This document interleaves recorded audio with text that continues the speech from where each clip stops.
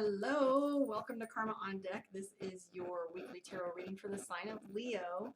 Let's take a look and see what kind of energy we have going on for Leo. Mercury retrograde shadow period is playing with all of us.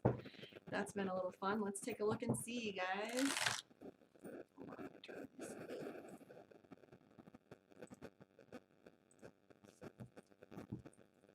All right, let's do a general spread with the Dragon Tarot now.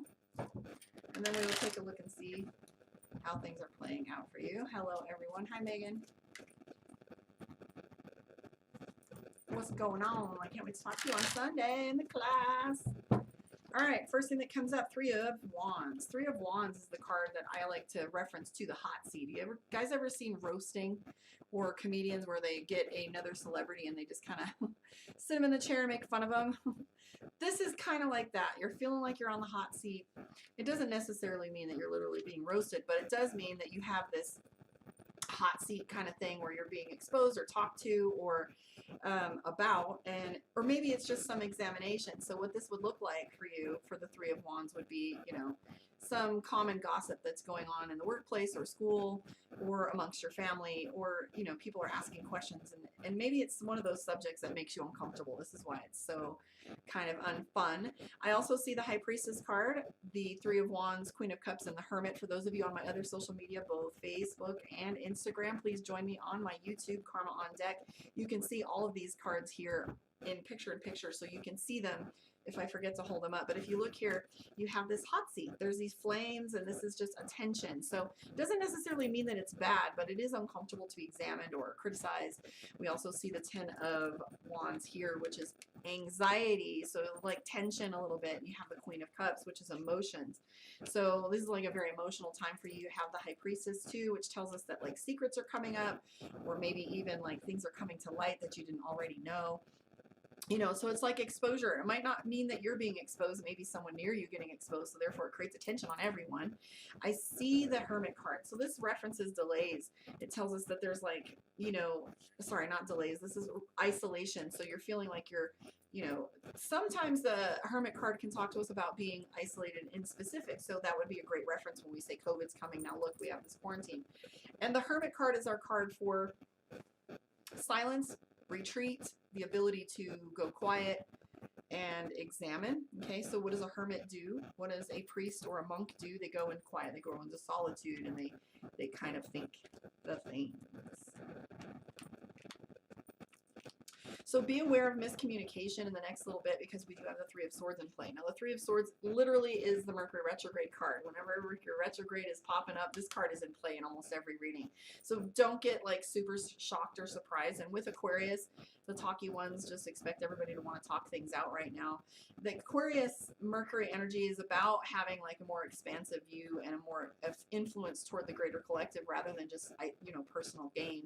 So just expect things to be misunderstood. And this is a great time for us to have misunderstandings, right? Mercury retrograde during the inauguration. How fun is this going to be?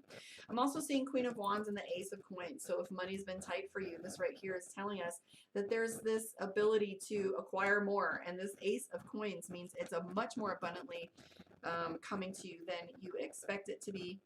Really, Jameson? He's over there snoring like a grown-ass man. We have the Death card in play. That's good. I like that one. It means things are shifting for you, and you might see some balance coming back into play. We have the Two of Wands. So here's some indecision on your part. So this is like deciding on which path you want to go on and how you want to proceed moving forward. I'm also seeing you being a little bit more social than you had been last week. Hi, Christine. Than you had been last week. So I would say that there is a lot of cards in play that tell us that no matter how this seems to be coming out right now, you'll be coming ahead, because we have the King of Swords, which is victory. Okay, it means the war, but there's still work. It means you've won the war.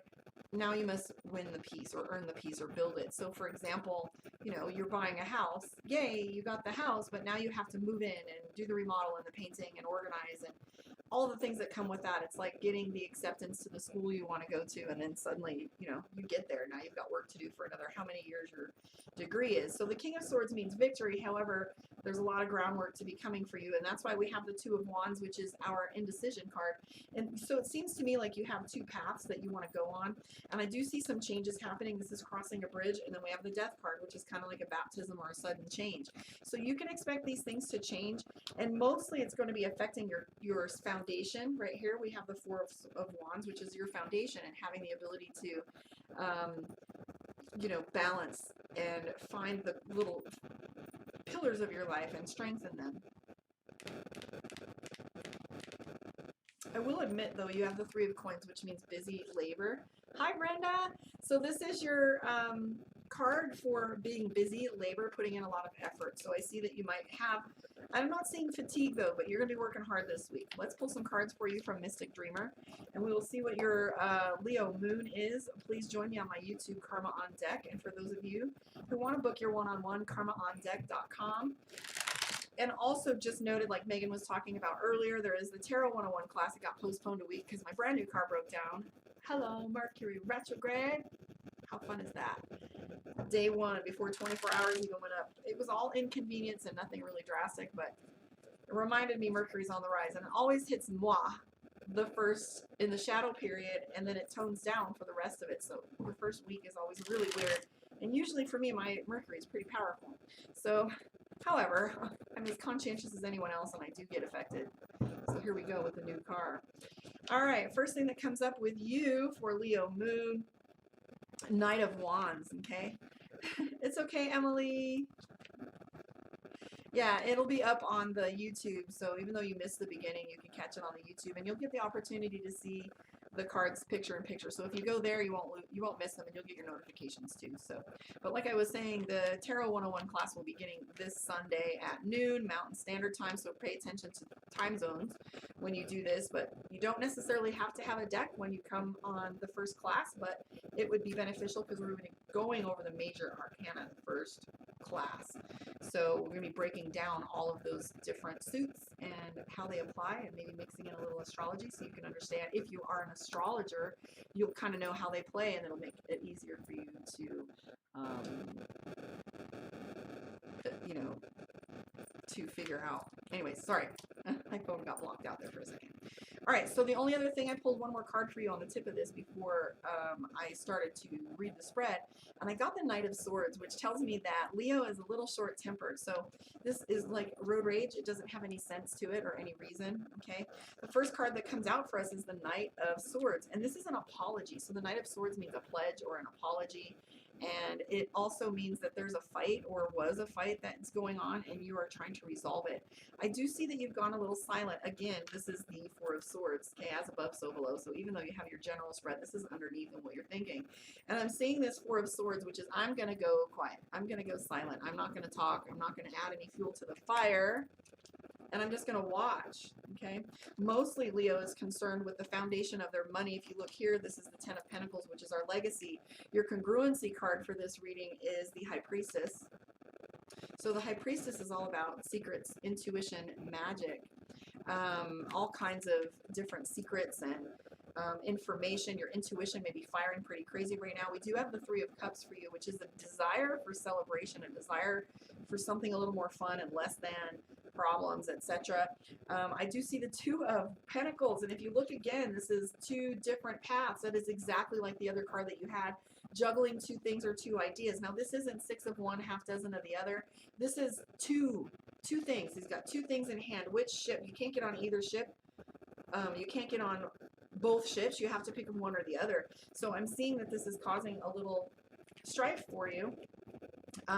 You have the Ten of Wands, which is burden. This is the thing that you're carrying and the weight that you're carrying and the desire that you have to accommodate your word and do what it is you said you would do, because that's what a burden is. It is something that you carry, and if you agree to do something, then likely, hi guys, I can't see this because it's being held up here. So you have the Ten of Wands, which is burden. So ultimately you're doing the thing that you're supposed to be doing, or you're making sure that you're accommodating things that are needed before you accommodate the play, but you're in desperate need of play. But here's what's true. You are so much better at providing what it is that you need when you take a break and unplug. So when you're feeling like you're going too fast and you're going to crash, you likely will. But we have this here, the Six of Pentacles, which is charity. Now, I don't know if you're receiving some support from anyone, any kind of way, whether that's someone helping you with a family member that's sick, whether this is financial gain, where they're like, hey, I'm going to support you, sponsor you, help you out, or whether that's you doing that for someone else. This is a very big, what's the word I'm looking for? Theme for you. So this theme of like charity or giving, and it's like you also have the Queen of Swords, which is decision making. Hi, Gwenny. So you have this decision making that's going on, and the Queen of Swords is your is sometimes I call this my bitch card. Now we all know when we're being a bitch, and we all know that sometimes somebody's not listening to your language, so you have to use a little bit of emphasis, and that's what this card is all about, is using emphasis to get what you want. You also have the Queen of Cups in play in this one, which is those emotions we were talking about. But most notable about this reading in general is both the Ten of Pentacles, which is your legacy, and that's the thing you're like, what am I leaving behind? Am I building enough to keep going, etc., things like that. We have the Strength card, and my favorite kind of analogy of the Strength card is all about like shadow work, really, because my past is my power, and my superpower comes from the pain that I've had to go through in the abuse, and me learning different tools, techniques, coaching, trainings, and stuff that have the ability to get me out of it has been the basis of my career. So my pain caused me to look for a tool, but then I learned other techniques from that. Now it's so well versed that it's second nature. So that is a way to make your pain your power. But the Strength card often means that you're building on wisdom now and not really going forward with new ideas, but this is an experience that you have, and the ability to redesign based on past experience allows you to make a better choice moving forward. So the Strength card has to do with taking your past and making it your bitch and making it your power, making it your, like, okay, I've already seen this, I've already done this, and so therefore I've seen this whole experience once before, and I'm not going to repeat it the way that I did it before. Or maybe it's even, I've seen this in the past and I did it right, I'm going to repeat this because it works. So, but this is definitely coming from a place of power and strength. So Leo right now, and you've got the lion on it, so that's your Leo card too, astrologically. So this is talking to us about being strong and your strength coming from experience and wisdom, knowledge. You know, we are a result of our past experience. We are a direct result of our programming from like both our childhood and our personal experiences, what we make up about the world around us. When is the last time you reprogrammed your programs? When is the last time you took a look at what drives you? I'm going to answer your question, Brenda, in 2 seconds, and I'm also going to flip this card for you from the Divination of the Ancients and give you your final message. And it's Thunder and Lightning. So what is this card but power? Which is interesting to me because I was just talking about personal power. So where are you losing power? Where are you giving your power? Where are you taking your power back? So I want you to think about Thunder and Lightning. This is also about not only just awareness, but sometimes information or ahas, downloads, things like that come to us with you know, sometimes surprising flashes of insight. So pay attention to those big major ahas. I want to thank you guys for hanging out with me, and I'll catch you on the flip side. I am coming right back on here after with Virgo. And as for picking your deck, she said, what deck do you recommend for the tarot class? And that's a beautiful question, because with the tarot being so, you know, so many different myths and expectations that we have about how to use and utilize the tool of tarot, there's a lot of dogma and preferences. And my recommendation is for you to search out a deck that has images you resonate with. And here's the reason why. You are going to find out what every single tarot deck, not oracle, but every single tarot deck has a structure to it, from the Fool to the World card, and that structure remains true within all the decks. Okay, but what you want to do is find images that resonate with you. If you're Native American, or if you're you know, if you're inspired by Egypt or fairies or angels, you know, or if you want just the general old Rider-Waite tarot and you want to go traditional, find what is you're inspired by, because what's honest is those images will resonate with you. So you're already going to have an understanding what the image means. So if you're familiar with Celtic knots, if you find a Celtic deck, it's going to speak to you. So when we add in the other information, it'll be aha after aha, because those images are going to trigger that kind of memory for you and that kind of, I'll explain it. But yeah, find the deck that has the most inspiring images and that calls to you, and then we will play with it and get you where you need to be. Thank you guys for hanging out with me. I'll catch you on the flip side.